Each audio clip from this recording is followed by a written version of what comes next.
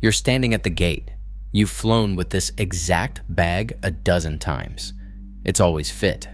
You're relaxed, scrolling your phone, waiting for your group to be called.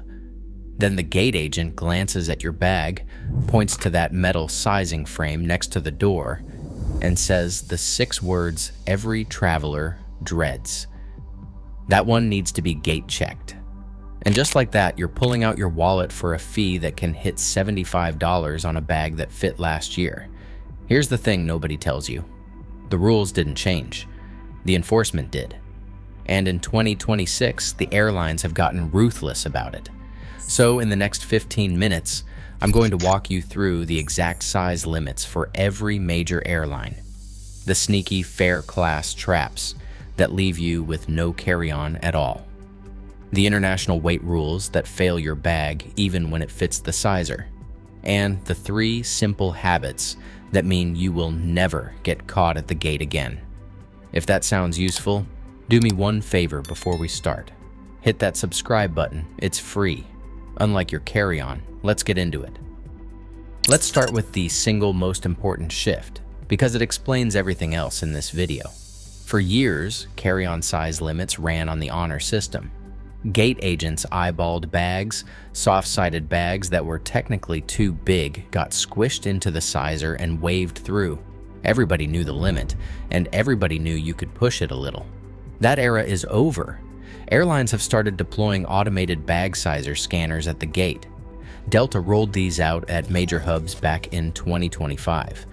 United went even harder.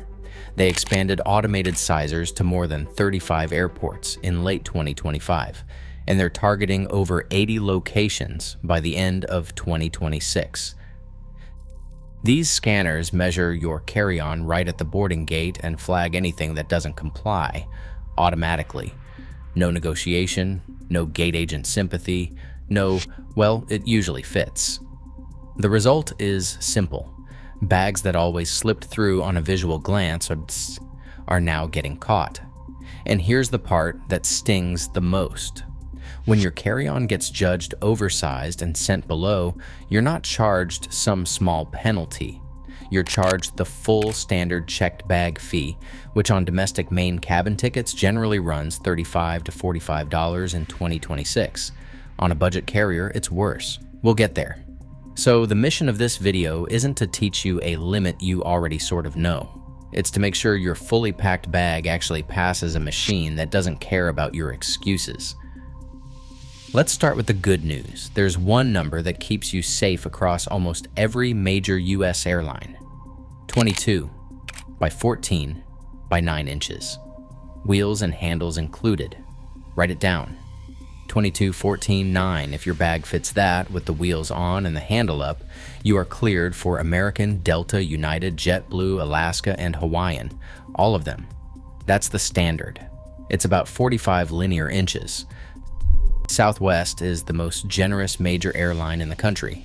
Their carry-on limit is 24 by 16 by 10 inches. That's roughly 38% more packing volume than the standard bag. And here's the kicker. Southwest includes a carry-on and a personal item free on every single fare. No fare class games. And enforcement is relaxed. They don't even use sizer bins at most gates. If you're a heavy packer, Southwest is quietly one of the best deals in the sky. The second roomier carrier is Frontier, also at 24 by 16 by 10 inches. But, and this is a giant but, that generous size comes with a catch that can cost you real money. Hold that thought. Frontier gets its own moment later. Here's the strategic takeaway. If you buy one suitcase for life, build it to 22 by 14 by 9. It clears every major US airline with zero fine print. Buying bigger only helps you on Southwest and Frontier, and it puts you at risk everywhere else. Full height. That's from the very bottom of the wheel to the top of the handle, not the body of the bag. The wheels and the handle count. Full width, including any pockets, zippers, or bits that stick out the side. If it protrudes, it counts. Full depth, front to back at the thickest point, which is usually the middle once you've packed it. And here's the trap: your bag's internal capacity is completely irrelevant. Manufacturers love to advertise airline-approved luggage, but a bag marketed at exactly 22 by 14 by 9 will often measure larger once it's fully packed and bulging. The tag says compliant. The stuffed bag says otherwise, and the scanner believes the stuffed bag. Now here's the change that catches the most people this year. Soft-sided bags used to get a pass because you could compress them into the sizer frame. That grace period is gone. With automated scanners and stricter agents, if your soft bag doesn't fit as packed, it doesn't fly in the cabin. You can't squish your way out of it anymore. So here's your homework, and I mean this literally. Before you leave the house, pack your bag completely, extend the handle, stand it on its wheels, and measure it in that state. Measure the reality, not the empty shell. That one habit prevents the majority of gate checks. Now let's talk about the second bag, the personal item, because the rules here are quietly tightening too. Your personal item is the smaller bag that goes under the seat in front of you. Think purse, laptop bag, small backpack, a tote. And for years, this was a guaranteed free pass that nobody ever measured. That's changing. A few carriers have started eyeing oversized backpacks, especially the ones stuffed until they bulge past the seat edge. The sizes vary by airline, so here's what you need to know. American and Delta are generous. They allow a personal item up to 18 by 14 by 8 inches, and Delta's is free on every single fare, including their cheapest tier. United is the strictest of the big three. They cap the personal item at roughly 17 by 10 by 9 inches, which is noticeably smaller. So a chunky backpack that's fine on Delta can get flagged on United.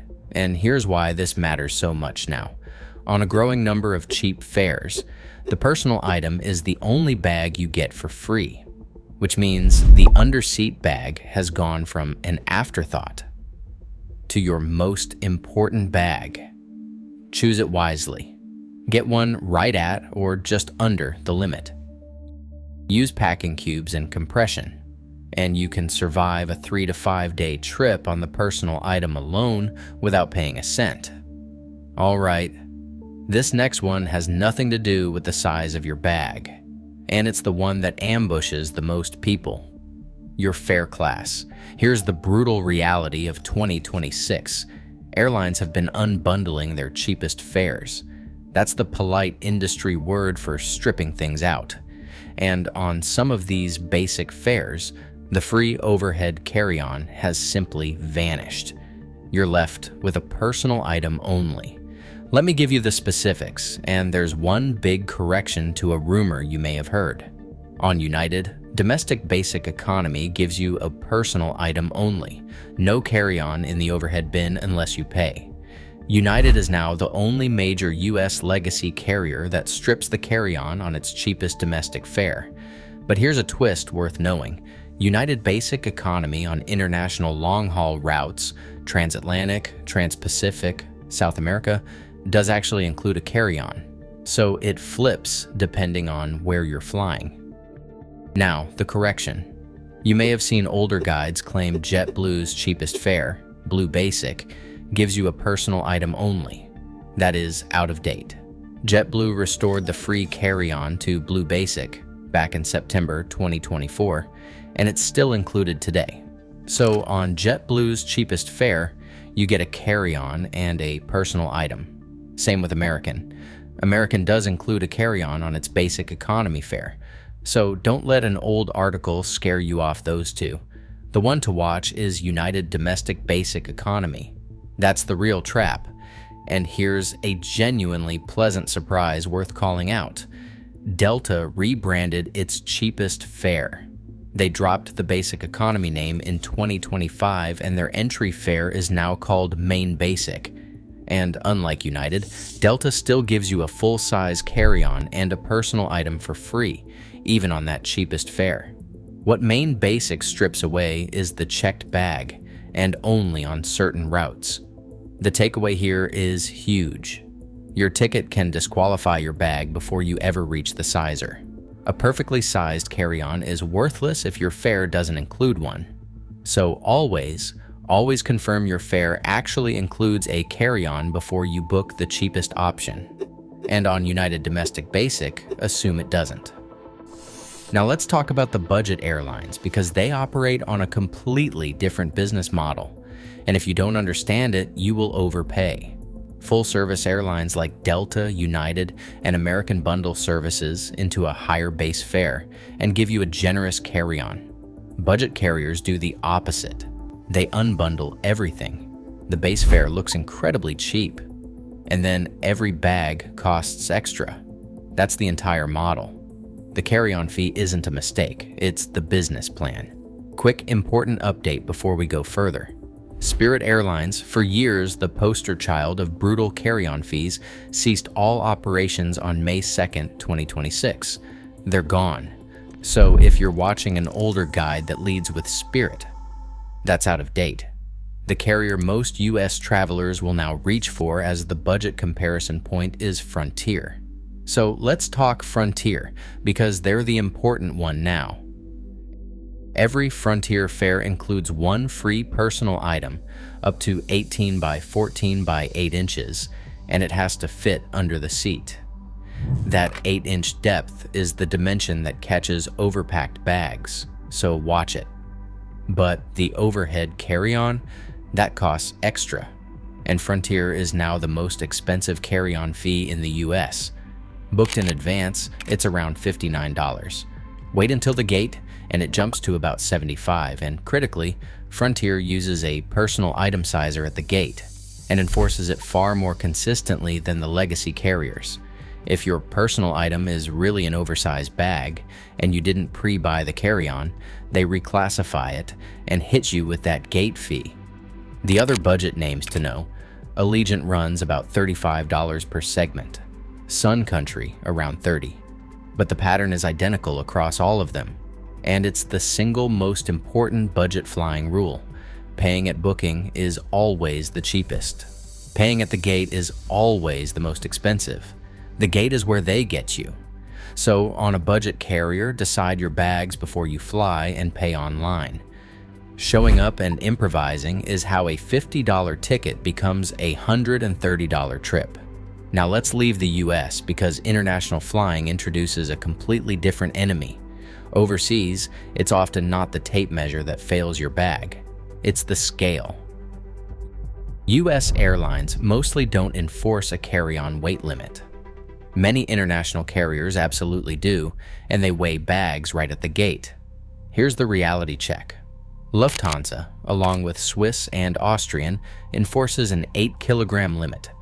That's about 17.5 pounds, and only on fares above their most basic tier. Their cheapest short-haul fare now includes just a small personal item, not a full cabin bag. Air France and KLM allow 12 kilograms, around 26 pounds, on standard economy. And then there are the European ultra-low-cost carriers, a category all their own. Ryanair is the most restrictive major airline in the world. On the free fare, you get one small bag, 40 by 30 by 20 centimeters, that must fit under the seat. That's it. A normal cabin trolley, the 55 by 40 roller you'd bring anywhere else, does not fly free on Ryanair. You need priority or a paid upgrade for that. And they put physical sizers at the gate and measure every bag.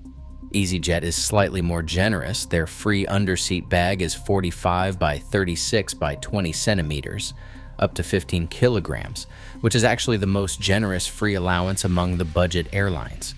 Wizz Air mirrors Ryanair closely and enforces its personal item limit with famously zero flexibility. So the international rule is this: a 22-inch hard side roller can pass every size test and still fail the scale. If you fly to Europe, Asia, Australia, or the Middle East, favor a slightly smaller, lighter bag, and weigh it, packed, before you leave home. Size is only half the test overseas.